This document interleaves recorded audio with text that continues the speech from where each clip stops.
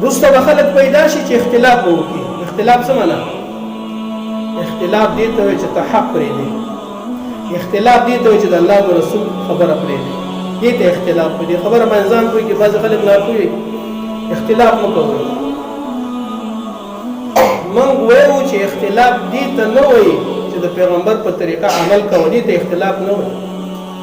اختلاف دې ته وایي چې د رسول الله طریقې ته پرېږدې. دې ته اختلاف ځکه اتفاق څه راځي؟ د رسول الله په طریقو راځي. څوک چې د رسول الله طریقې پرېږدي په دې اختلاف راځي.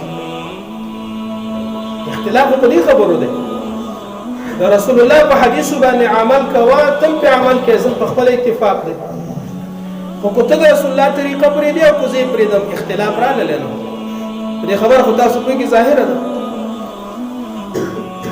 زه د رسول الله په طریقه عمل کوم، ته د بل چا په طریقه عمل کوې، اختلاف راغلی.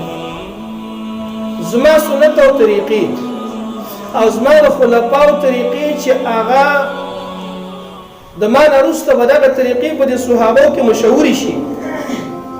کیدای شي زما په وخت کې دا طریقې په خلکو پټې پاتې. زما خلفا خو زما په طریقو به عمل کوي لکه تېره جمعه بیان شو. ابو بکر صدیق رضی الله عنه فرمایل فقد ولیت علیکم ولست بخیرکم او انما انا متبع ولست بمبتدع.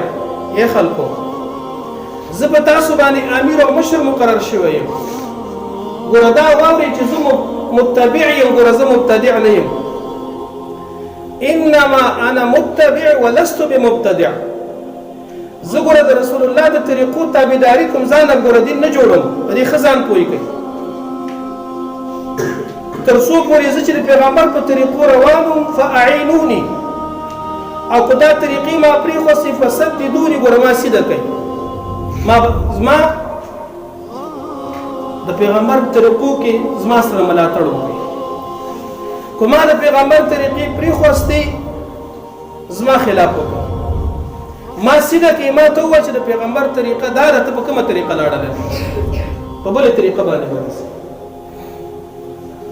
د دغه پیغمبر طریقې د رسول الله طریقې صحابو ته دا ویل ګوره چې زما سنت او زما طریقې بعضې وخت کې داسې چې چاته معلومې نه وي، وروسته شاګردانو ته معلومې، نږدې ملګرو ته معلومې، ته به دا نه وایې چې ما د پیغمبرو نه دي اورېدلي. دغه خلفای راشدین چې دوی زما په کومو طریقو تاسو ته عمل کوو چې دا د پیغمبر طریقې تاسو ته ویل، د دې خلاف به نه کوئ، په هغې به عمل کوئ. او تمسکوا بها وعضوا عليها بالنواجذ. زما په طریقو مضبوطې ونیسئ، زما طریقې مضبوطې ونیسئ، نواجذ په غاښونو باندې مضبوطې ونیسئ، او زما طریقې ګوره د چا دپاره پرېږدئ.